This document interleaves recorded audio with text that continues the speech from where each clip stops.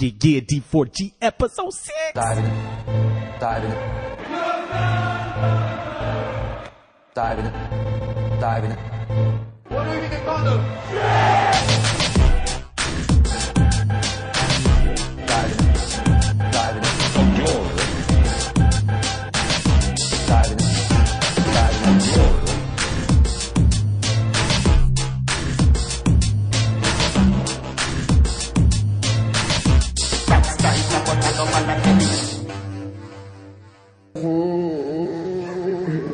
Diving it. Yes, yes, yes. Ciao, ciao, my people.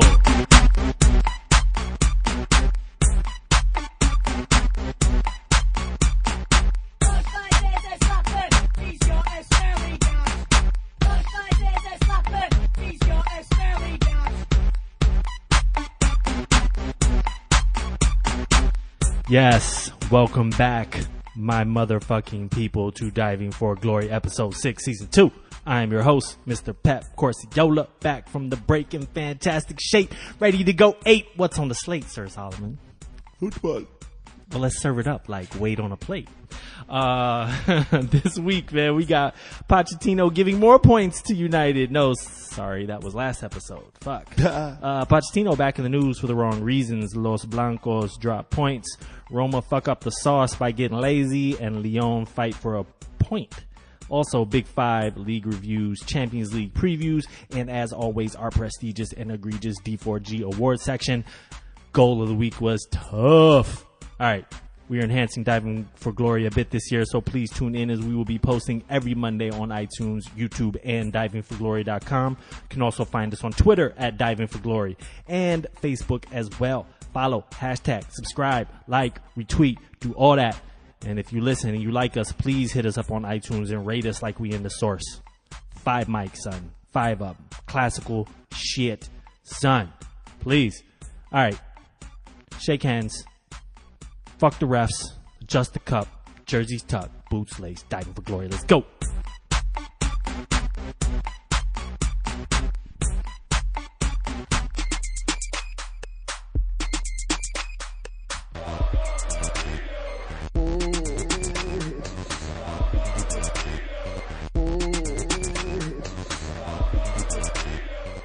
And for once, Mourinho is not the first person we're going to talk about. We are going to stay in England, though, for the match of the week, which was Tottenham hosting Liverpool at White Hart Lane. No. Sorry about that. At fucking Wembley. Because they got a fucked up stadium that's going to kill people if they let people in. It looks like a shitter. These are those memes. It look like a fucking toilet. Yeah, you just take the toilet lid off. Well, that kind of is how it was unveiling Tottenham's game this week. It was like opening up the shitter. They had a decent first half. The first half, actually, they were playing really nice. I don't understand. I kind of do because it's Pochettino, but the lineup didn't. Especially since Eriksen hasn't been on top of his game since the season started, depending so much on his creativity has kind of started to bite them in the ass.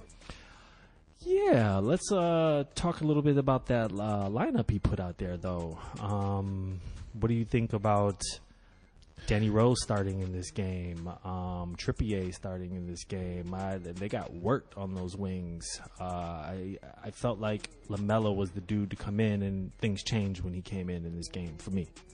Yeah, it did. But in the first half, yeah, they were getting worked, but they held them. They had 60% of the possession against Liverpool. Although Liverpool is not looking for possession, they're looking to attack you. But once towards the end of the half, first of all, this is the first victim of the Euro Nations League. You know what I'm saying? Because they went to Euro Nations League, fucking Hugo Lloris fucked himself out there, can't play in the game. Yep. So he decided, hey, Michael Vorm, Hugo Lloris, what's the fucking difference? Every fucking thing. Liverpool did not break them open. They hit the post in the times that they did hit them open. They hit the woodwork twice. But the 2 goals were purely Vorm's fault. I wouldn't say purely, in my opinion. I mean, I'm not saying that he couldn't have done better, but I mean, the build up to those goals or whatnot. They got opened a lot more with a lot better chances than the chances that got scored on them. Yeah, and the first one was a header by Wijnaldum. It was a good header though. Yeah, the header was good, but with all that being a said, professional Premier League goalkeeper probably should have done stopped better that. on it. With all that being said, for me, the 60%, I think we talked about this before, 60% Tottenham possession was relatively futile possession. Like, yeah, they had the ball. They were sloppy as hell. They gave the ball away so many times. Like, it just didn't look good. Like, regardless if they had the ball, 0 big chances for Tottenham. Yes. And 14 shots in the box for Liverpool. But if you come to halftime against Liverpool, who's over the last season and a half been one of the biggest offenses in the world, and you go in at halftime 0-0, you expect Liverpool to take these shots. That's their whole game plan, and like they're a fucking wicked team. And they couldn't get to halftime, and it looked like a lot of Tottenham team's problems. Once they got hit for that fucking goal, yes, it was Worm's fault.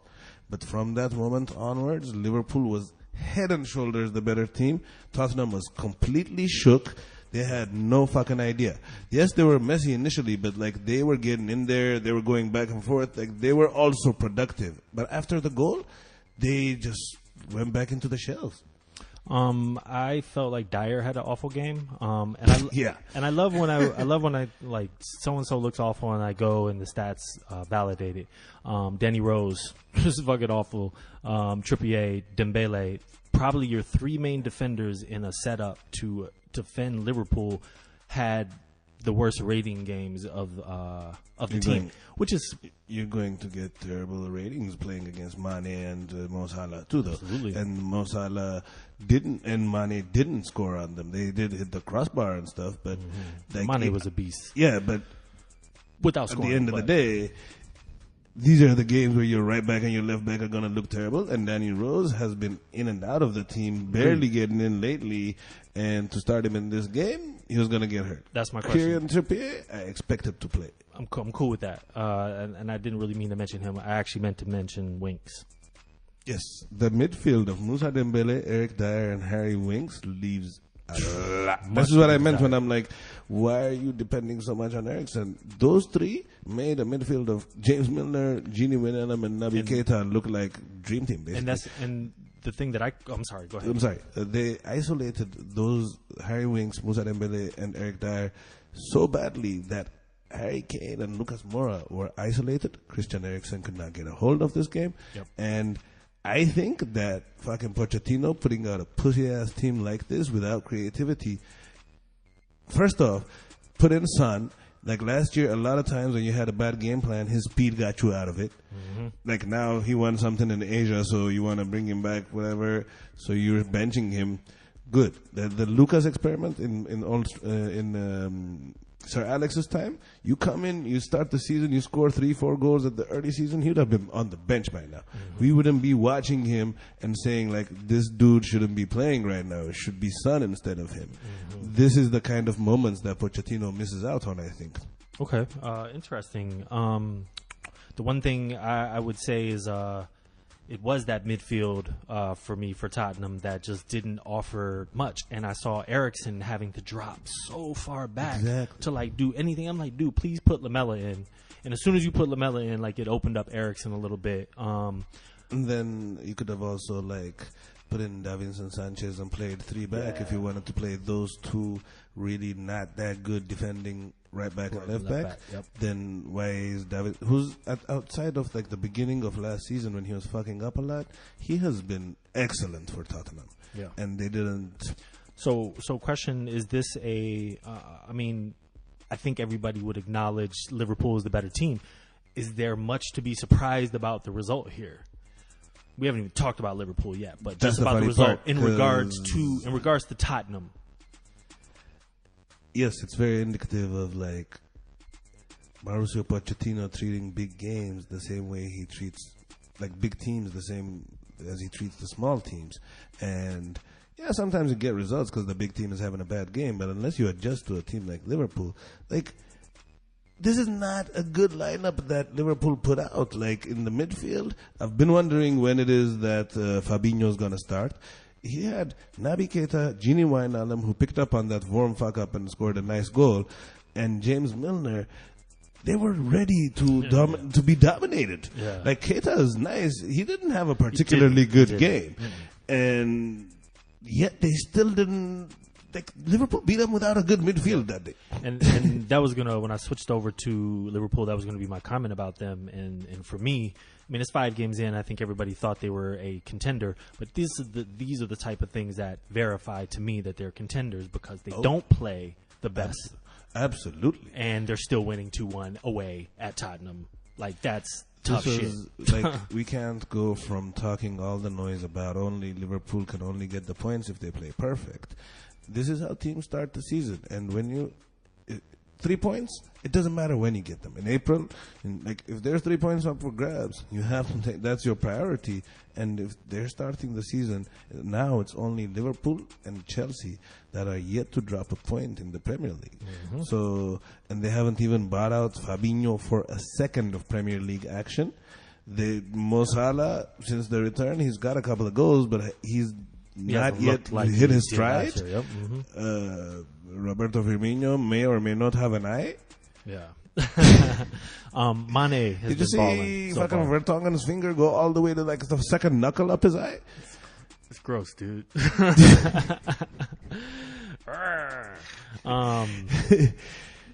Man, you usually got to pay for that. See shit like that. Means Tottenham is on their second loss in 5 games. Liverpool keeps the undefeated record, 5 straight wins for them to open their season. I believe first time since 1990. Yeah, and that's big the last up, time they won, isn't it? Yeah, that's the last time they won the season. And big up Joe Gomez, who's quietly been coming into a nice center back alongside Virgin the Van Dijk. Mm-hmm. Trent Alexander-Arnold is just consistent. Andrew Robertson, I think that if you play against a big team, he can come get got. But TAA is the man. He had the kind of like the cross in for the second goal, didn't he? Yeah. Robertson? Yeah. It was nice. Who's your man of the match here? Man of the match, can I give it to Michael Vorm? It's not possible to do that? Okay. Is it Vrom? It's not Vrom? It's Vorm. That shit is VROM. I know it is. I swear.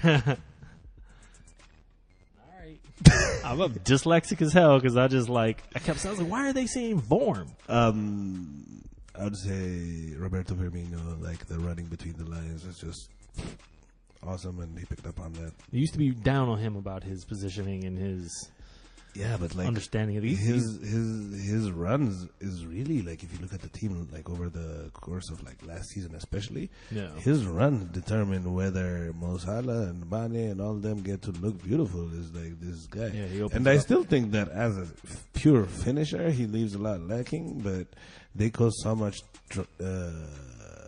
chaos that he's like a Dennis Rodman. They just like rebound on your chaos and just fuck you up. I like Mane in this game. I did not. Mane almost fucked the fucking pooch. Well, here was the thing, right? Like that's how much he did. Like that to me, I kept being frustrated because I'm like, dude, make the pass, dude, make the shot, dude. But then I had to really think to myself, yo, he's causing havoc out here. Yeah, whether but you know what they say, do less. Do less. Hey, he was responsible for one of the goals, and was almost responsible for giving the game away. Yep, and he's offside like, on another one. Yeah. I mean, he's an up and down dude, man, I liked what he brought. I liked what he brought to this game. I think his effort is, like you said, should be highly commended, and he really did cause a lot of havoc. But I think that he should be. Like, he should have been more on it in terms of execution, and that fucking tackle. That fucking tackle was a boneheaded ass move. Yeah. Like, there's like the guy. Was it a PK? Yeah. I mean, it would have been like I'm not claiming it's a huge loss that they didn't get it. Absolutely. You know, like I think within the run of the game, like it would have been soft PK, but the ball was on the other side of the player. why are you even trying it? Is my question. Like, it was a boneheaded ass move by, like, when he was in Southampton, you'd have more of them. Ever since he got to Liverpool, it's kind of been like he's not doing boneheaded shit. Yep. So I guess he just remembered who he was. You remember the first City game last year when he kung fu kicked Ederson? Good thing Strange Ederson dude. can't get any uglier. All right, moving along to Española. Bilbao hosting Madrid. And they take points away from this game. Madrid, man, what's going on? 1-1 here. Dude, it wasn't even like Real Madrid just slept on Bilbao. Like, Bilbao came and played. Mm-hmm. And Isco was on the bench. And Modric, Dani Ceballos, and Toni Kroos as a holding midfielder, which is the worst idea since Paul Scholes as a holding midfielder used to get sent off every other fucking day.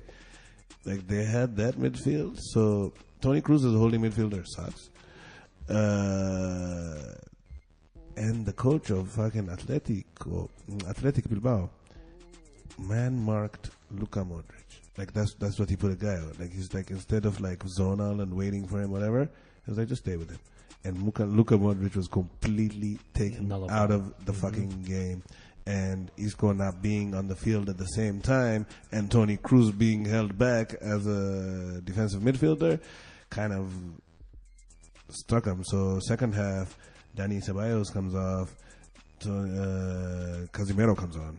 And it's 1-0. 1-0, yes. When Bilbao was up in the 32nd minute. Iñaki. Iker Munyan. Munyan. Munyain. Yeah, Munyain. Munyain. A lot of vowels there. But Isco comes on. You gotta get the Basque names right, man. They'll blow you up. So Isco comes on at the 61st minute, and then 63rd minute, what? Wonderful header. First off, the fact that Casemiro had come on earlier allowed Toni Kroos to be further up the field to release Isco, who in turn hooks up Gareth, the sheep fucking Welshman, to fucking do what he do. I love the header though, man. It was such wonderful placement. Right. Courtois started this game. Thought I mentioned that. He had some nice saves. The Bilbao keeper was nice too as well. Some crucial saves. Anything to be concerned about here with Real? They are the first ones to blink. Drop some points. All right. Few points, not necessarily concerns. I don't know if Lopetegui, whatever the fuck the coach is. Lopetegui. Okay, him. I'll remember him when I know whether he's good or not. Like right now, I don't know. And the team he put out in this game was not a good team. Mm-hmm. When players like Dani Ceballos are giving out interviews before, like a couple of weeks ago, talking about like, yeah, with the new coach, I know I'm playing. With Zidane, I wouldn't play. And I'm like, yeah, because the better guys should play. The better guys should play. Yeah. You know, so I don't know, but either way, it looks like they're going through some growing pains. Last year, if you remember, they didn't start off that hot either, though. So let's not read too deeply into it. But I mean, it's definitely like they haven't really looked like all the way clicked. But the last game, he was trying to make them like the thing with Lopetegui or whatever is that he's trying to change it into a tiki-taka style, like Barca, and like possession-based. And last week or something, they had like the most passes in their ever history, and an Athletic Bilbao type team actually thrives against that, because when a tiki-taka best, Barca was struggling at Bilbao. Yep. So he kind of played into their hands also. And then when you're trying to do that, you need your anchor player, and you can't bench your anchor player if it's Casemiro. Is it fair to say that in general the Galacticos era of Real Madrid just don't really give a fuck about La Liga? They've won it twice in like the past 12 years or something. Yeah, it's a certain amount of fairness to it, but like in the late 90s, like that was kind of how AC Milan was. They had won the Champions League quite a few times. They had put together a veteran team. They'd just bench them in the league and just try to get whatever they could in the Champions League. And long term, I think it's a cancerous way of existing. You have to have your league to be hot enough to actually, like last year they had an off season, but other than that, they've been good in La Liga. You know, and but and they need to be at like polished top level in La Liga to compete in the Champions League. Yeah, I think it's a relatively you understand why and you get it and you can't say much because of all the European titles, but I think it's just a shocking thing every time I consider. They won one with Josie, they won one with Zidane. That's like it.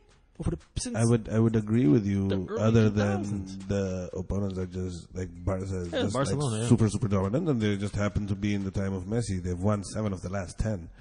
You know, and also like if it was a game against Leganes or something, I'd say yeah. But Athletic Bilbao, like internationally, is not famous, but that's a big match. Like it's not like they slept on that. You know? Nope, for sure. Who'd you have man of the match? Man of the match, give it to the goalkeeper, because Courtois. No. He actually is. There's a goalkeeper controversy on their hand. Unai Simon is the guy I want to give it to. Why? Because people are tweeting all about like, how the fuck did Chelsea pay 70 million for Kepa when they got this dude fucking beating Real Madrid, and at the same time Courtois playing on the other side, like, is starting a fucking goalkeeper controversy because the previous goalkeeper was fucking amazing. Yeah. I had Ramos for this game. The center back with 3 key passes and a big chance created. Yeah, but he was in the midst of the goal. Yeah, he was. No, I know. So I can't give it Just to him because like he was kind of responsible for the goal they gave up. But I just rarely. True. That's the first job you have to do is defend it, and he was in the mix for the fucking goal. Blameways. I still got him. That is still a huge accomplishment, by the way. Like, no, the stats. I would like to actually hear him again because like they're actually good stats. The center back, with 3 key passes and a big chance created for the center back. Moving along, Serie A. Interesting results out of Rome. Roma hosting Verona with a 2-2 drizzle. Chievo of Verona. Yeah, because there's an actual Verona also. But these are actually, I keep telling you, just so you can remember, it's the Flying Donkeys. This Chievo are the Flying Donkeys. Okay, cool. So anyways, Roma had it in the bag in 20 minutes, and then just the bag tore. Wonderful goals, dude. The 2 goals they had. Eden Dzeko assists yes. on both. Dude, Dzeko was like breaking people down from the wing in this game. I was just like, what? He broke one dude down on the wing and made the cut for the for the Cristante goal, and then for the El Shaarawy goal, he controlled it on his chest with his back to goal, turned it, and like you got it backwards, by the way, but it's all good. What's it? You got it backwards, but I got you. Oh, the Cristante. He gave the pass to Cristante. Right. But either way, 2 assists. Eden Dzeko killed it. Balling. But he missed a couple of shots, and they would come back to bite his ass. And they would. Second half, man, Roma was just wasteful and kind of, in my opinion, kind of silly on defense, man. The first goal was just like a wonder goal.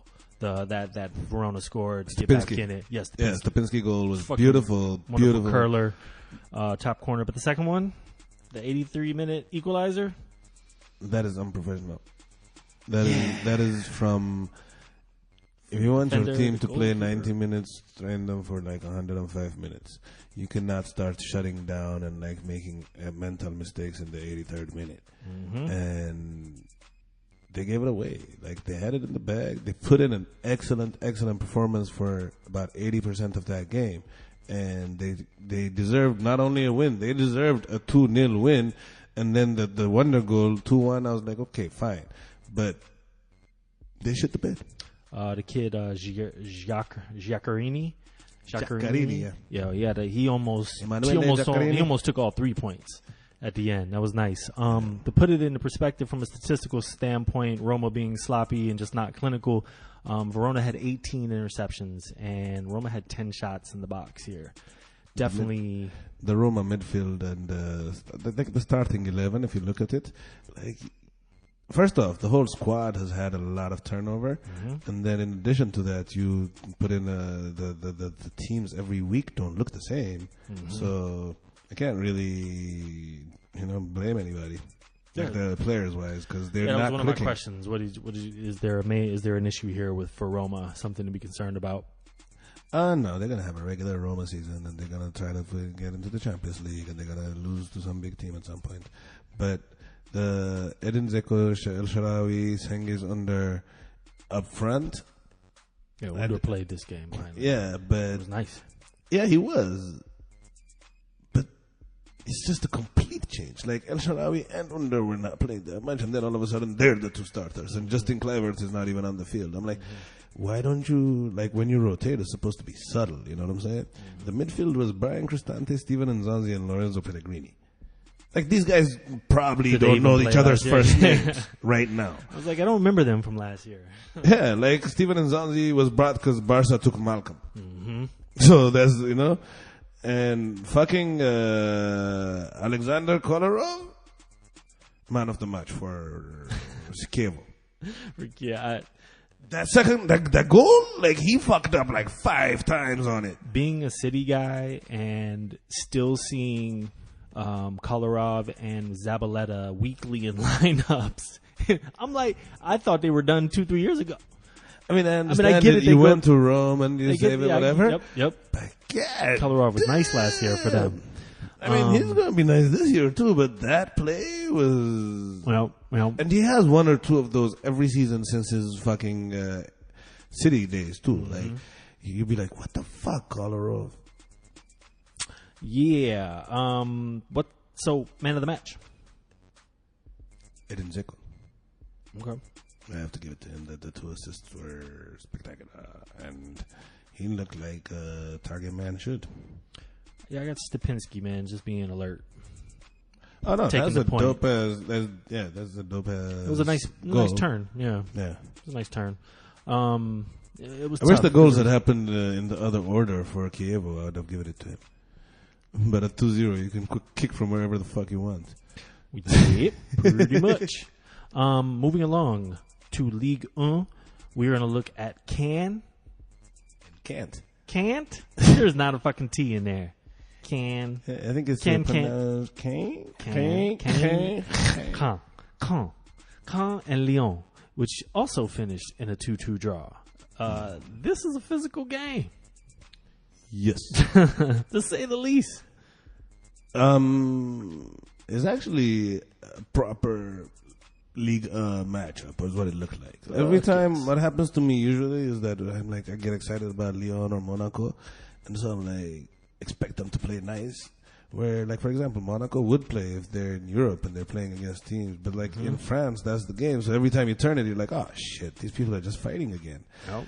And this game, though, I expected it, so I was ready for it. I was like, yeah, you gotta get in there. Nabil Fekir with the free kick right before the half. Wicked goal. Wicked goal. So 1-0, Lyon go to the half. Then as soon as we get back from the half, Ferland Mendy gives Caen a hope at the 53rd minute with a penalty. Aha, yes, And they indeed. draw it up, and then that is followed by a 55th minute red card. That was the busiest 10 minutes because the 53rd minute penalty and the 55th minute red card you'd think would have ended the game, and there would have been Lyon in front after that. But no. Dude, he kicked Fekir in the fucking face. Yeah. Like, hot. It was ridiculous. Another Straight good, red. I mean, Alexander Djikou. Jiku. All right, I got the shit right. Immediately sent off. Or I got it just as wrong as you did. But they equalize, or actually they go ahead. Caen goes ahead. Caen goes ahead 2-1. But the Prince, the fresh Prince of The Fresh Prince. Fresh Prince, Fresh Prince of Caen. Prince of Caen is Onyangu. Onyongu, man, heads home. Gue. Onyangu. There's a little thing, apostrophe on top of the E.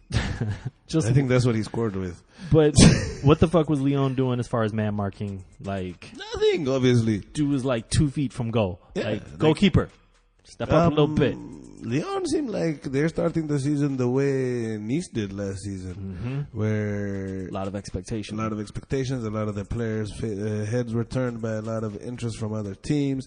The coach is trying to show implement his stamp on it, but it seems like right now they're just like 11 individuals. To me, the bigger issue was Memphis Depay should have started and Traore should have not. I don't get how that guy keeps playing. Traore, I know. He runs a lot, but fuck, dude, he sucks. To also hammer home the point of a physical game, 14 tackles to 5 for Cannes, and they dispossessed Lyon 19 times in this game. So Lyon sitting here with a man up, a man down for Cannes. 88th minute comes and Super sub. still Mendy, right? Yes, but who assisted him? Memphis Depay. Oh, Memphis Depay gets the assist for that. Yeah, for Bernardo Fernand Mendy scores and Makes up for his penalty. Yep, but then Khan wanted to just get a little more in the book. Yeah, why not? Get 2 red cards. Yeah. Gave dude a straight headbutt in the Now you look at minute. the scores on SofaScore, and it looks like Khan has a fucking Canadian flag next to them.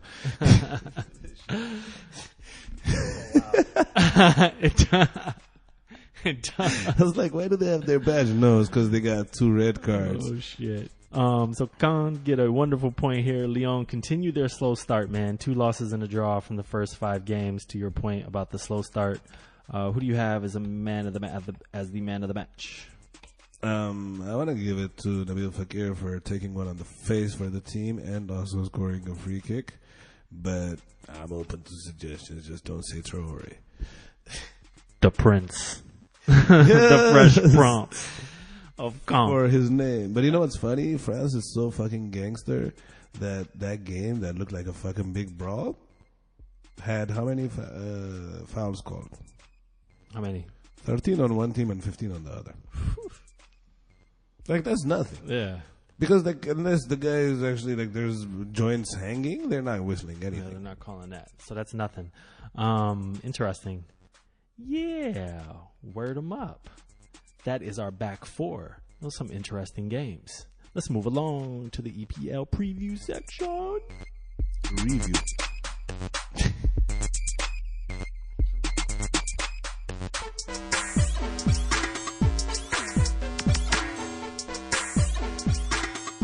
Yeah, it is a review, not the preview.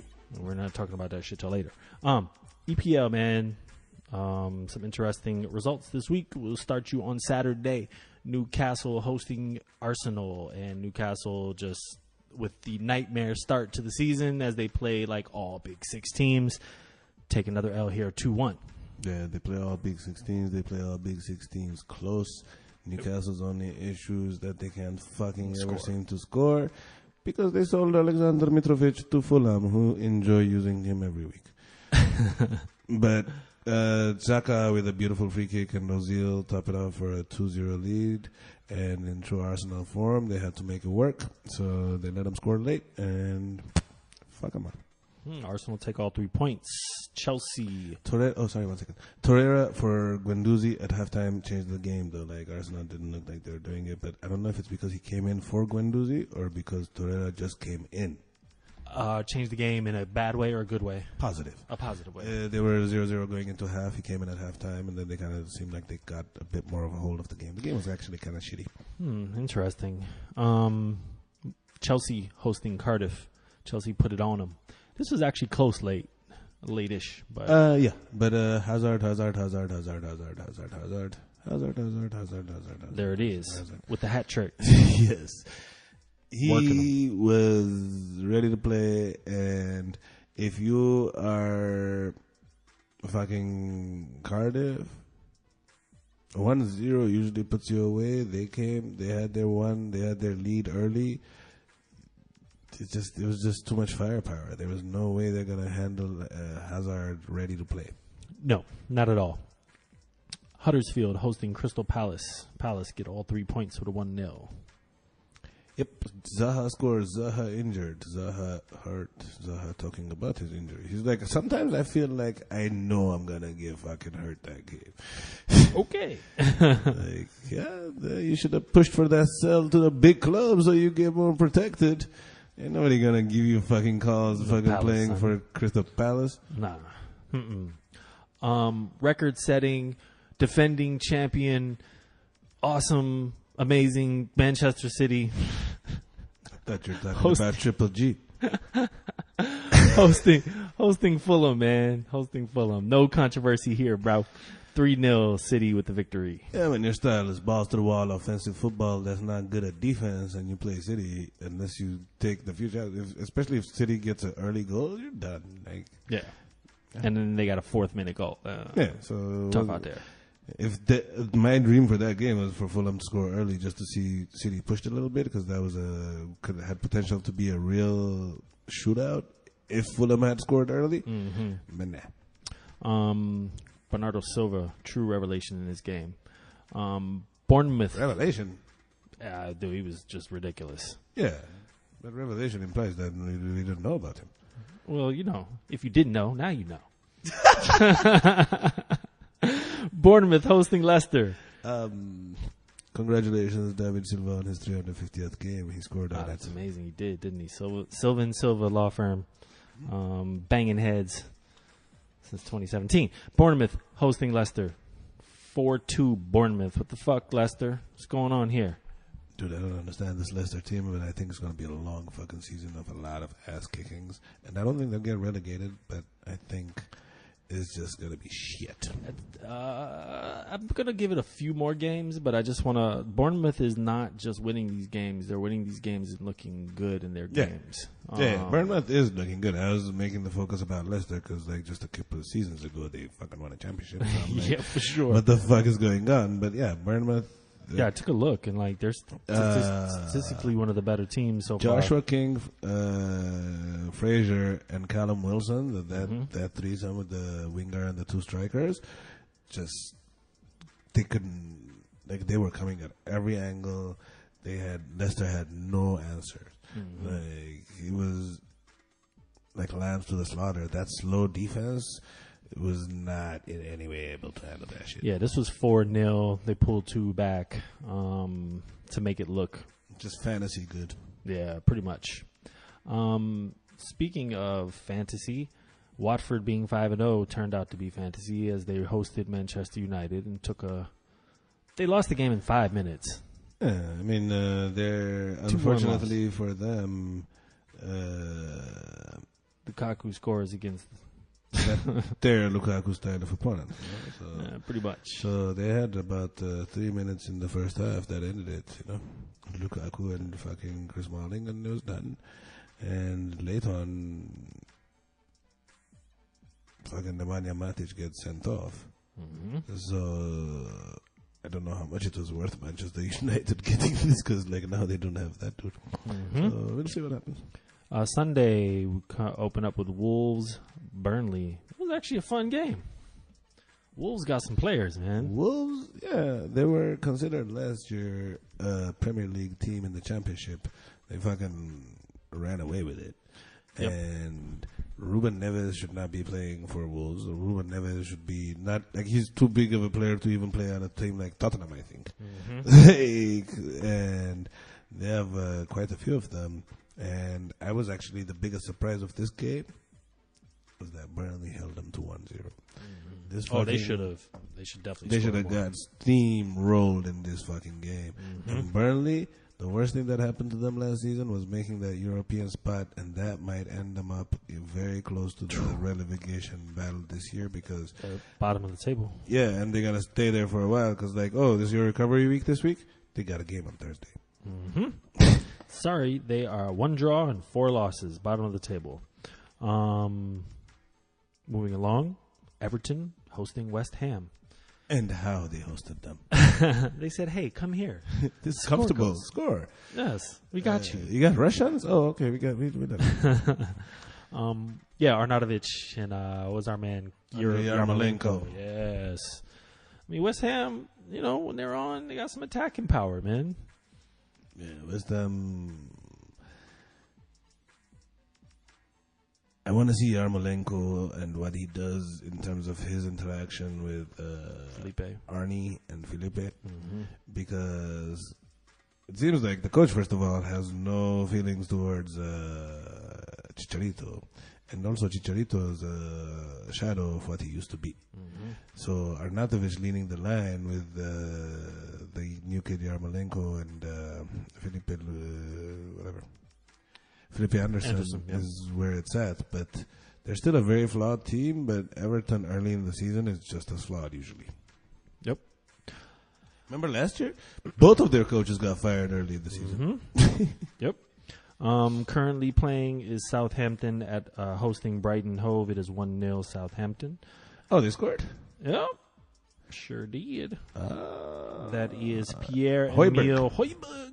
The 35th minute. Good. I need to see the lineups. I have fantasy interest in this. Moving along to the rest of the world, rest of Europe, as I was corrected last week. La Liga. Atleti dropping more points to Eibar in the 1-1. Yeah. It hit the woodwork a lot in this game. Yeah, but Atleti has also kind of hit the wall a lot too. Like, Atletico is so focused on being the team that big teams can't play against that they keep fucking up against the smaller teams. Like, is what it seems like, you know? And they have I thought they had that, but like it went from like one generation to the next, and like they still play the same fucking guys a fuckload. So when you do that, you're gonna drop points. It's just too much burn on Antoine Griezmann's. They gave it away and brought it back.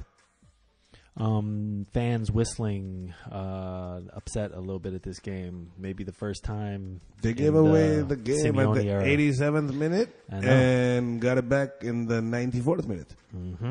Antoine Griezmann with the assist, but fuck you, Atletico Madrid fans. This is the best football you've seen since fucking forever. And like, stop acting like you're like the New York Yankees or some shit. Yeah. Go fucking clap for a Real Madrid goal at the other end of town if you want.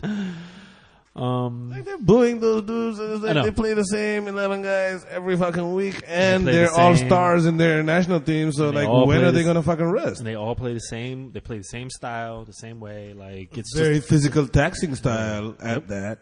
Yep, for years now. For years. So you gotta just appreciate what they do. You can't fucking be booing like that team. Fans pay their money. They deserve to boo if they want. Thank you. Sociedad. Real Sociedad hosting Barca, and this was about what you expected it to be, yes? It was a spectacular game by Real Sociedad in every aspect except finishing. Finishing was a major issue, even though they took the lead. They had multiple chances to put the game 2 goals ahead. Even after they got tied, they had chances to score. The one thing you can get from this game is that finishing, oh, yes, happy times. Without finishing, you can't go against Barca. Messi didn't even have a good finishing-wise game. Barca hit the woodwork too, just like Atleti. But the number of chances they had, Ter Stegen stood tall, but they should have put it beyond his reach. And Ter Stegen was a fucking bomb in this game. But a lot of the shots, they should not have been within his reach. Like, hit a corner of the fucking. I mean, we're talking about one-on-ones. Oh yeah, too, just denials issued left and right. Like, on one of it, he stood tall and the dude took his best shot and he just stuck a hand out. Like, he didn't even dive or nothing. He was just like, "Nah, motherfucker. Nah, I got this." Stegensaurus. Yeah, man. And Luis, ever so wasteful again, still scores a goal, but like, he wasted so many millions of chances. And the Mosquito, Tembuj, is doing his thing. He's coming along nicely. He doesn't look the part like some players sometimes, but he's scoring at a high clip. He breaks down defenders. He would have had at least 5 assists this season by now if Luis Suarez had actually shot well. Nice game. Exciting stuff. Valencia, Betis. 2 teams from last year that maybe punched above their weight or did very well. Either way you look at it, a 0-0 draw here. Valencia's team was a lot of unrest during the summer just because they didn't know whether Jeffrey Conagüe would come back, Guedes would come back. Even after the season started, it took for Guedes to force himself off of PSG. So the team doesn't look like it's gelled yet. And Betis, we'll get to talk to them about them later, but they just have a bunch of new guys, so it's iffy. And they're not going to win a game the week after they just won the Sevilla derby with their fucking legend scoring. And they've been partying all week. As the Valencia guys, why they didn't win. On the international Betis is break. like, yeah. Same thing I was doing on the break. Hey, they're like, hey. The other match that we will mention for La Liga is Sevilla and Getafe. Getafe with a 2-0 victory here. And must be mentioned, it happened at Sevilla. Mm-hmm. Sevilla starting extremely slow. Starting extremely slow. They're supposed to be a fun team, but they actually sold Steven Nzonzi after the season started. So that doesn't like you remember how much they depended on. It was him and Ever Banega in the middle, and Ever Banega is a character that likes certain people. You don't create change during the season and expect him to just go. Mm-hmm. Any other games you want to mention in La Liga? No, sir. Girona hosting Celta Vigo right now. That is 3-1. Stuani with the brace in the 70th minute already. Iago Aspas with the goal. We'll see. Yeah. Moving along. Serie A. Inter hosting Parma. Parma doing the damn thing. Took all 3 points. Yeah, Parma doing Inter? the damn thing, and they didn't even have to use Parma players for this movement. They used Inter Milano's player on loan with them to score the goal. I don't think this cat is ever going back. I forgot to write his name if you could check him for me. But this dude celebrated that goal like he scored against the city rivals, not against his home fucking team, dude. Federico Di Marco. Yes. Federico did never play for Inter Milan again. Dude, he did a slide and I think he might have even taken off his shirt. Yes. He said, fuck y'all. 20 years But old. I mean, it was a beautiful goal and it was his first Serie A goal. So you tell the Italian guy that scored his first goal in the Serie A. On so Parma, newly promoted team. on the team that Inter. didn't believe in him, so sent him out, all that. So Celebrating. fuck him. That's why the Celebrate. English don't allow you to play against the team that loaned you out. That's the biggest hypocrisy, man. Fuck out of here. I can see it just because it creates optics are bad. What if some guy does like a own goal or something? Like you remember how we discussed the Steven DeVry thing last year? You know what I'm saying? Yeah, So yeah. there's a lot of. I would rather the English system actually have just not like if you're gonna loan them then don't It'll play. loan. If it's international then you can play It against alone each other. makes sense. Yeah, it alone makes sense. Moving along, Napoli hosting Fiorentina, and Napoli keep chugging along here with a 1-0. Didn't look like they were gonna get it actually, but Napoli has a bunch of fucking little midgets that are really sorry. Sorry, midgets. Yes, I don't mean to offend any midget. Vertically challenged. I don't know what the fuck the right thing to say is. Anyway. I don't know. But anyways, they have Lorenzo a bunch Insigne. of fucking midgetos, as they would call them in Italy. He just doubled down on that shit. Lorenzo. Insigne, who's about And the like Benzo. 5'2", yeah. Rolling with Lorenzo. He pulled out last week it was Dries Mertens that pulled out the points. This time it was Lorenzo Insigne. Dude, they are NWA. They had Dr. Dries. Yeah, Lorenzo. Oh my God, dude. Who knew the N stood for Napoli? Napoli with Athens. There you go. Oh my God. Napoli with Ancelotti. That's There you that's go. NWA, right? Oh, done. Moving along. I just love saying this name, Frosinone. Frosinone hosting Sampdoria, and they got Frosinoned. Yeah, I was reading it a different way. Frozen one. Frozen one, he got 0, and Sampdoria have scored 10 goals in 2 games, either side of the international break. Mm-hmm. So, big up yourself and Quagliarella, who is like now 35. Is still getting goals out there. He had a double in that 5-0, and now he had another goal. So big up. Mm-hmm. And you know it. Sampdoria doing a thing, 2 wins and a loss out of there. It's 2 wins. Let's just keep it there. Doing okay. 10 goals. Juventus hosting Sassuolo. And Ronaldo gets off the schneid with the brace. Oh, the first one was big kid.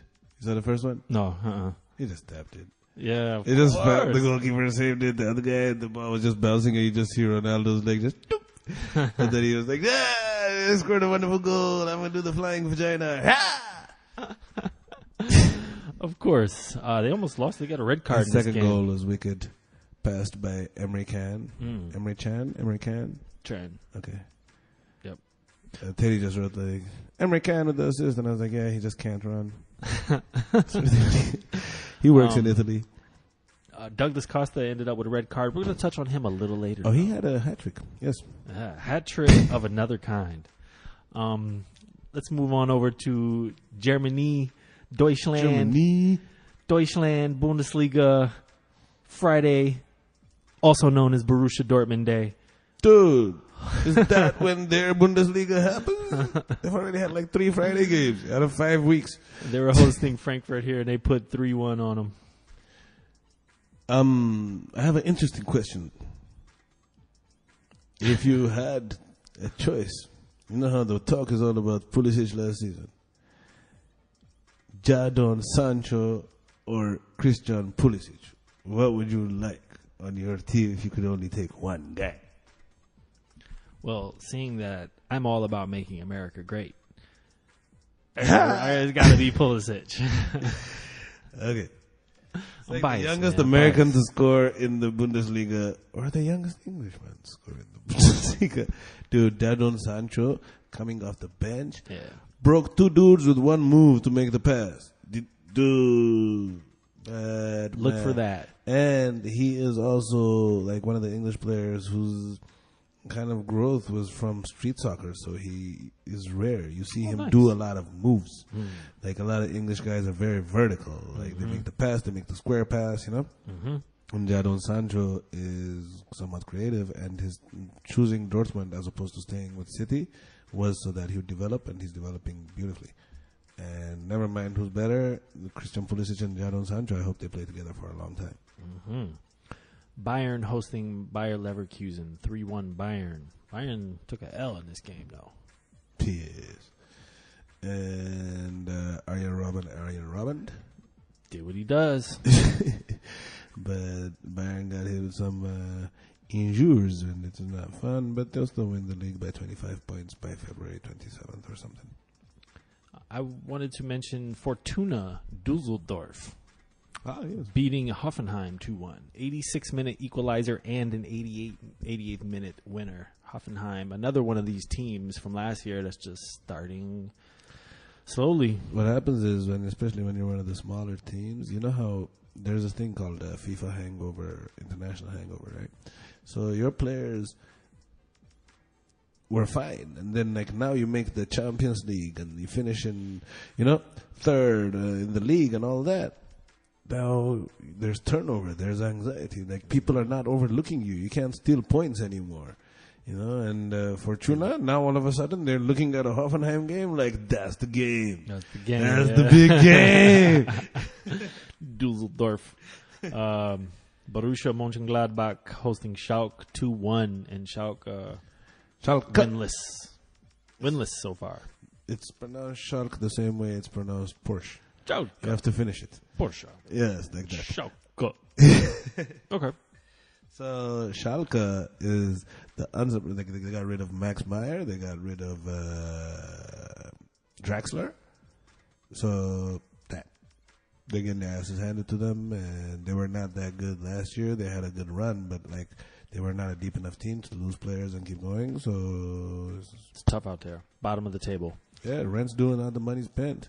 Yep. What? It's hard out here for a play. It's hard out here. League 1. OGC, the original gun clapper Nice. Hold on. Oh, you got more Deutschland? Oh, you did the Leipzig? I didn't Oh. mention it. 3-2 over Hannover 96. Leipzig playing very vertical football. And they're exciting this year because they'll score a lot, but they'll get a lot scored on. So the 3-2 could easily be a 3-4. So, Okay. as you were. Moving on to Ligue 1. Like I said, original Gun Clappers Nice hosting Stade Red. And they took the 2-1 here. Yeah, I scored all the goals. All of them. All three. All the goals. And Alan Saint-Maximin. I don't know, Maximilian? Anyways, dude started off the season really nicely through the Balotelli weight controversy and all this. He's just been scoring since the season started. And I think that he's a baller, man. Alan Saint-Maximin. Okay. PSG 4-0 over Saint Etienne. Double header.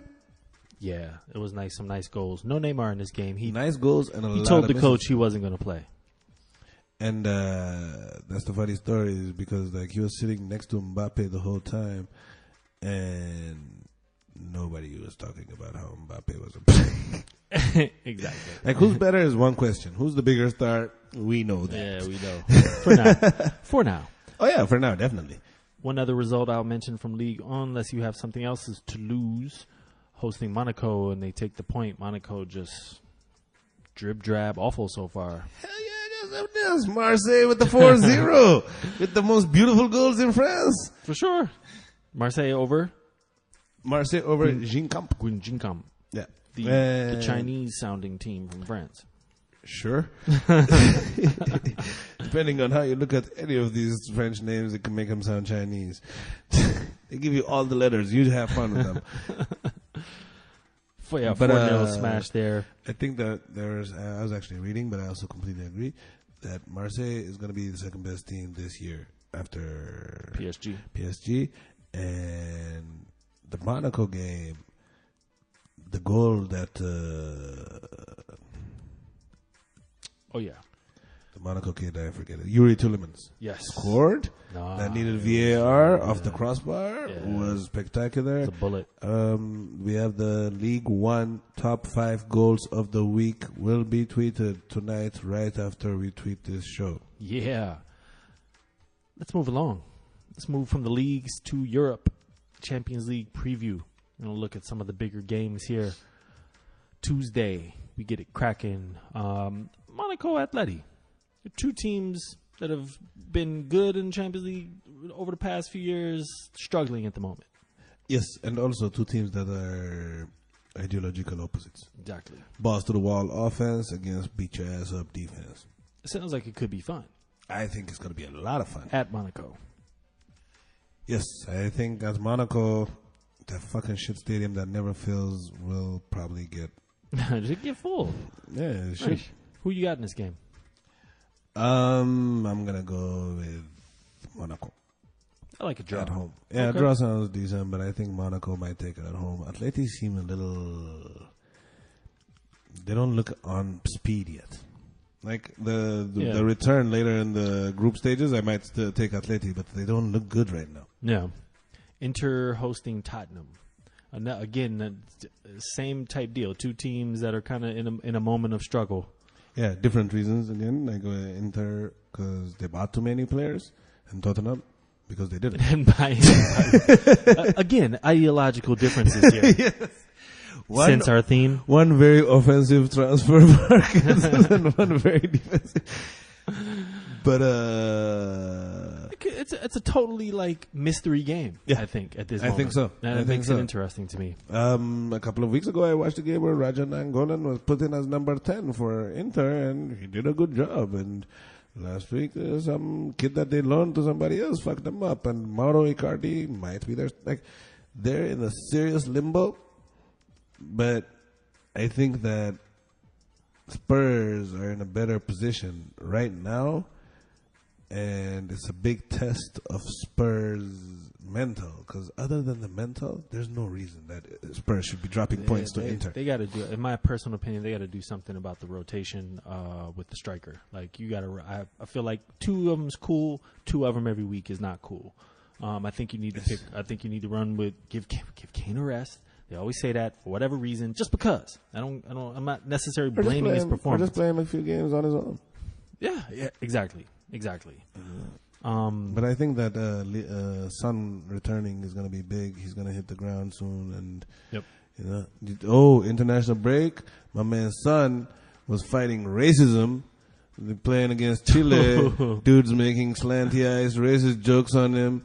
He nutmeg dude and won them. Yeah, and within 2 minutes of kickoff. It was sick. Big up, Son. Yeah, it was sick. Also will be tweeted.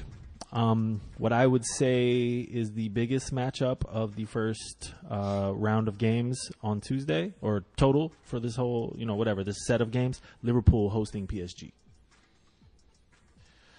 Yes, the Liverpool PSG game, but that is going to be where we really see, because both teams are at a point where they're not at bad places. They're good. They're fucking winning. But both teams have a lot of fucking questions to answer. Mm-hmm. Liverpool, were you a one-off? Are we going to see more of it? Is it going to be a consistent, like Liverpool is back and they can fuck up big teams? And PSG, almost the same question, except they didn't even get as far as Liverpool got to get to the final. But they've invested way more. They're expected to, they have the bigger stars.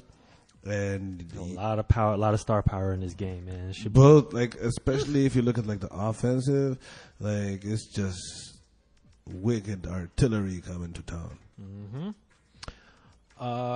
Go ahead.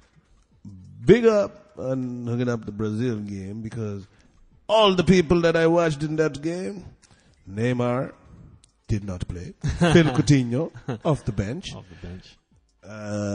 Douglas Costa, star of that game, arguably, the one I saw, came on and did things. So it was very interesting, and it was a friendly. I felt like a VIP, because for the friendly, to entertain me, basically, they did not go and play for their jobs later. So, Sir Solomon was lucky enough to go see El Salvador and Brazil this past week at FedEx Stadium. Yes, VIP. Yeah, 90 minutes from Neymar. Yes, 70 for Phil Coutinho, and Douglas Costa did not spit, elbow, or headbutt anybody in that game. Disappointing. Wednesday's games. Manchester City hosting Lyon. I'm excited for that game. Lyon has enough up front to actually give Manchester City a bit of a headache. And City is City. They're still, I want to see, this is not a huge big team matchup, but I think that if City is ready, they should sweep them aside. But they're a good enough opponent to where they're going to give them a good test. Here's where I'm excited. Because Pep is good for going to sign players that fucking serve his teams. Let's go for Kier. All right. Yeah. Ulterior motives here. Before the Riyad Mahrez purchase, maybe, but he's Arab. He's Arab doubts right now. You buy another Arab, then they're gonna hire Zidane next week. So you do not want too many of them around. Pep is like, no, let's hire somebody from Catalonia. That's what we need. Real Madrid. Nabil Fekir and the Riyad Mahrez. Zizou gonna be coach next week. I'm telling you. Awful, man. Real Madrid hosting Roma. Way more intriguing now that Ronaldo's not here. This would last year have been I'd have had much more expectations of Real Madrid, but Real Madrid is in flux, and so is Roma. They're in transition, so we'll see what happens. Valencia, Juventus. Juve to take it. Valencia have kind of looked shit, and even on their best game, their system of just taking a bunch of pressure is not really sustainable. And then UEFA is just wrong for this one. Young boys versus men united. I was laughing about that. I was like, oh wow. So young boys got a few players. Please don't tell me to pick a winner in this. Nobody wins. No. Ask the Roman Catholic Church. That was an alley-oop, man. That was a no-look alley-oop, because I was hoping he would. I think Man U will lose less than Young Boys, because Young Boys have a lot more to lose. They have their whole life ahead of them. That is Champions League, man. Welcome back. I can't wait to talk about these games next week. The champions. Yeah. Let's go ahead and move along to the next section.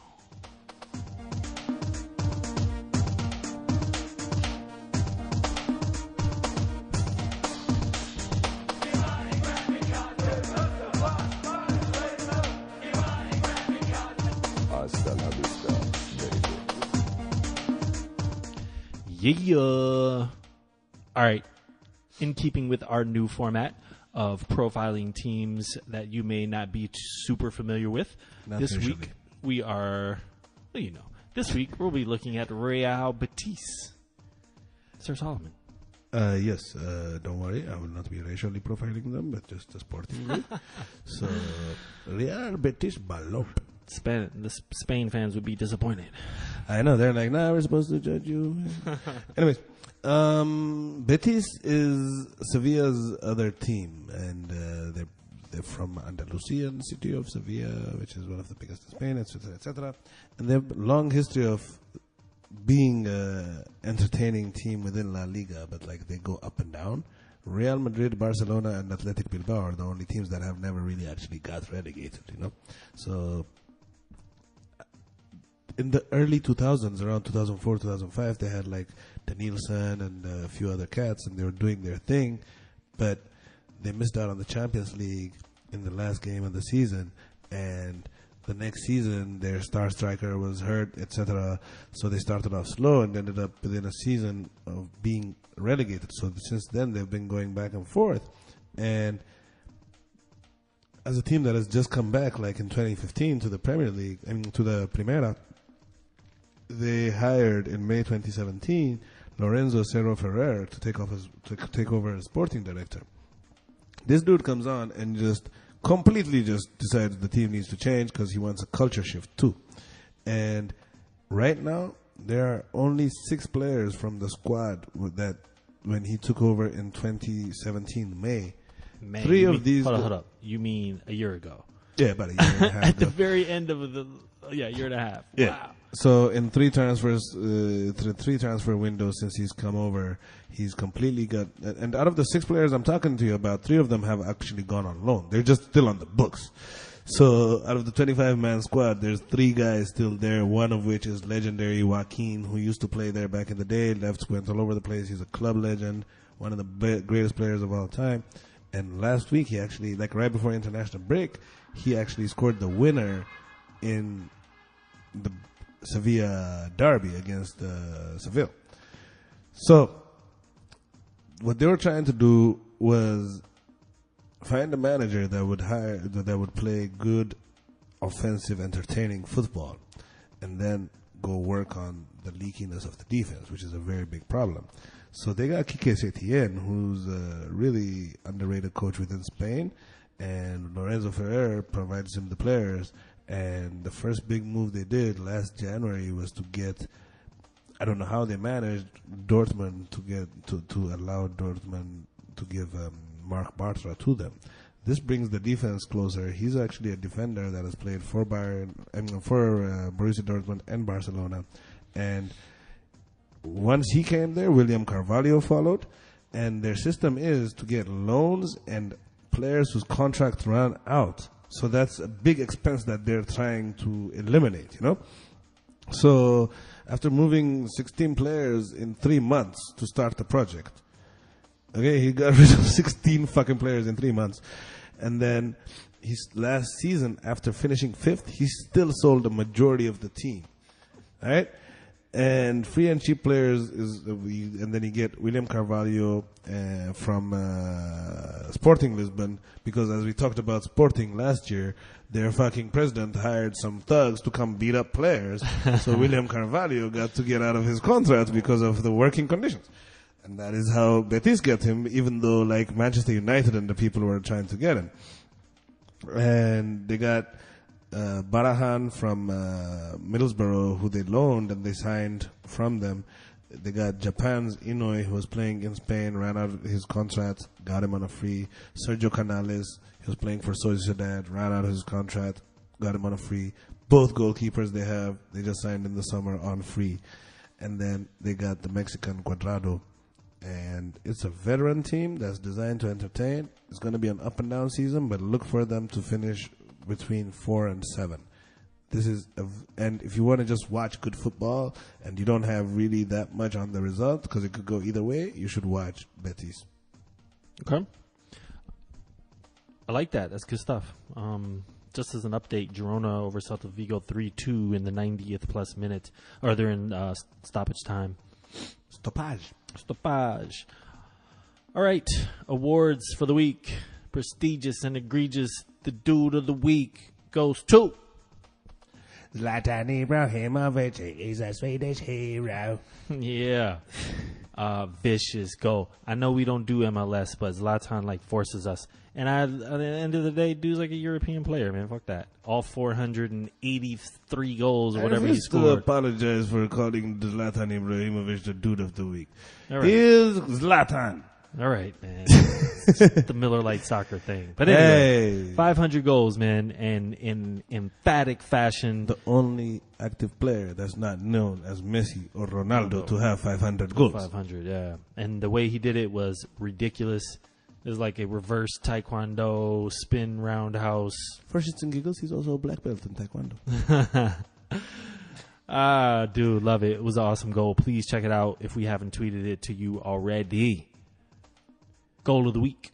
Goal of the week. This is going to court some controversy because this week was tough week. full of amazing goals. Nabil Fekir's free kick. Dimitri Payet with an amazing goal. Is actually this week going to be in second place. Yeah, the goal from the Roma game. The second. There was a few of those. Yes. Those type of curlers. The kid the Inter guy that scored on Inter, his goal was wicked from outside the box. There was a bunch of moves. Vorm played good and was a goal-scoring goalkeeper. But we're going to give it to... We're going to give it to Julian Draxler.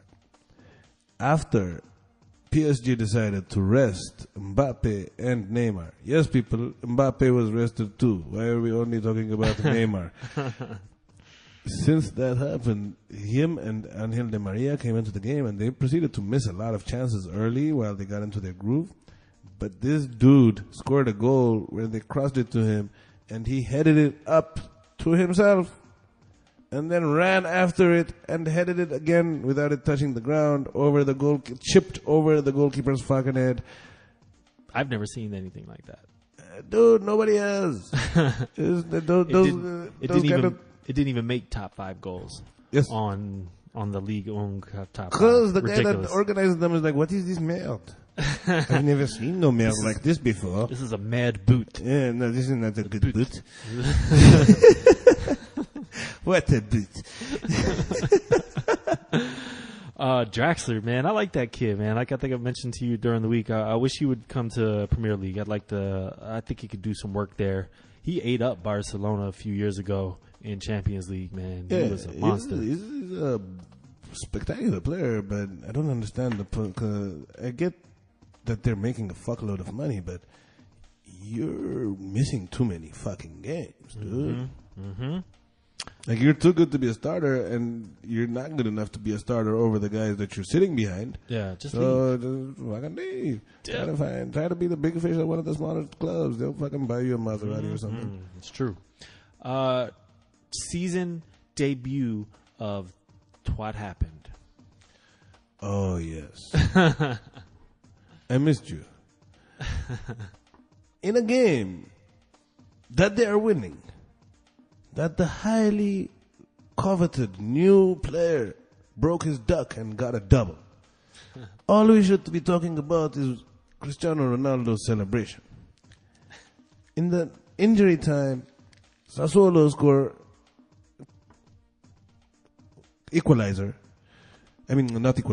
consolation goal. But that's not even what we talk about, because there's a man called Douglas Costa who elbowed, headbutted, and spat. He's getting a game at least for every one of those. Dude, he got nothing for the elbow. For the elbow. Yep. A yellow card for the attempted headbutt, which he launched into. It wasn't even like a little nod. He made sure everybody knew.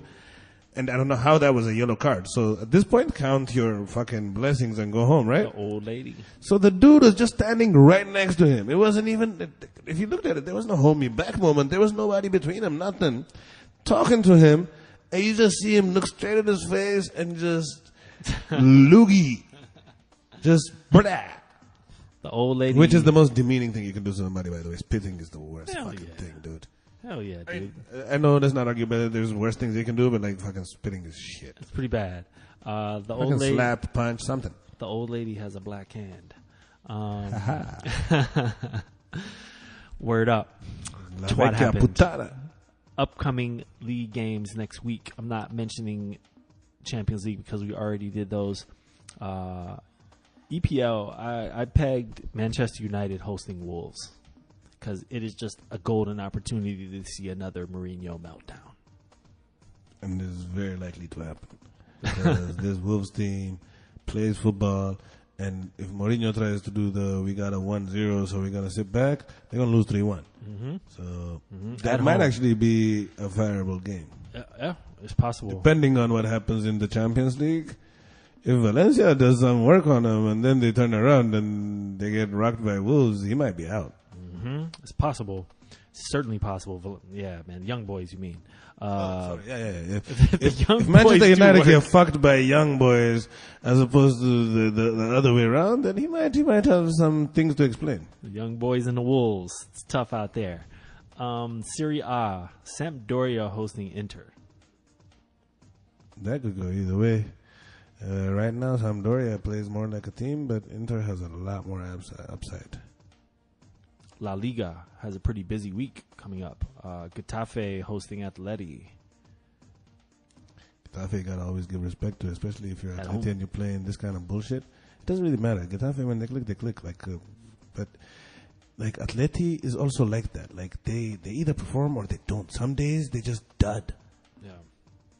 Villarreal, the Villarreal Valencia. This looked like a much better game. I think it's still an exciting game. It's a For sure. local derby. Yeah. Yeah, it's not one of those heated derbies, but like there's towns that are like very close to each other. I think Villarreal is a suburb of Valencia. So Betis Bilbao. should be an interesting game because Betis is a fully attacking team and Bilbao is a very rough defensive team. Barca and Girona. My Girona. Yeah, Barca Girona should be good, but I don't think that Girona goes after Barca the way they're going to go after Madrid because it's just a couple of... Catalonia Derby. Exactly. And like there's like a lot of connections within the team. That's why it's kind of arranged that they play against Girona in the United States. It's because of their connections. Even Man City just thinking had that. an impact on that. Yep, I was certainly thinking about all that. That is fascinating. Bundesliga, Schalke, it gets no easier. They host Bayern. That's actually easy. If you play in Germany, playing against Bayern is the easy game. Because you're not expected to win shit. Yeah, you score 4-2 and people are like, oh my God, 2! Yeah. 2! Not the 4 that you lost. Hoffenheim and host Dortmund. I got Dortmund. Dortmund is looking good right now. And they have depth. I like them. Ligue 1. Stade Rennes, which is a European squad this year, hosting PSG. They'll lose. Wonderful. Actually, Rennes Acute. fucked up this week against OGC Nice. Not that you motherfuckers care, but Niang and Mamadou Sarr, their two scorers were on the bench for most of the game, and they came on after they had like already gone down to Nice. So use that at the next bar conversation. Boom. Last match to mention, Lyon hosting Marseille. Yes. Oui. Le OM versus Le OL. Yeah. Yeah, that's the big match. Actually, I would put that match as like, guys. That's probably the best one of all the ones I just mentioned. Yeah, previewing next week, not the games. We will be talking about this game in the first four. Marseille. Absolutely. Yes. The back four for sure. I don't know what else is going to happen, but we're going to be talking about Lyon Marseille next week. Yeah. And that match is in the books. Diving for glory. Season 2, Episode 6, man. Let's get it. As always, thanks for tuning in. We appreciate anyone who takes the time to check us out. Don't forget, Diving for Glory posts every Monday on iTunes and divingforglory.com. Hit subscribe, son. YouTube as well. Follow us on Twitter and Facebook at Diving for Glory. Please rate us on iTunes so more people will think that we are fucking the shit. Until next week. More people will know. That's true. Shit. It's true, man. Until next week, man. Corsiola. Solid. Yep. Holla. Diving it. Diving it.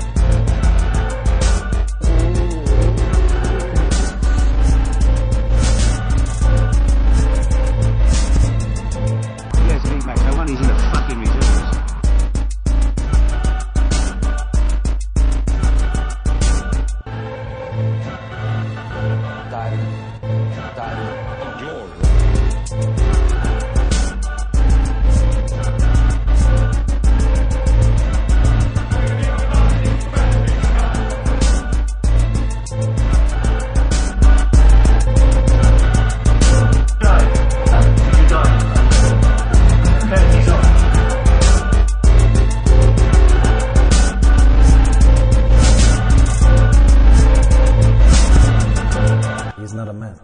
There's nothing more to say. Diving it. Glory.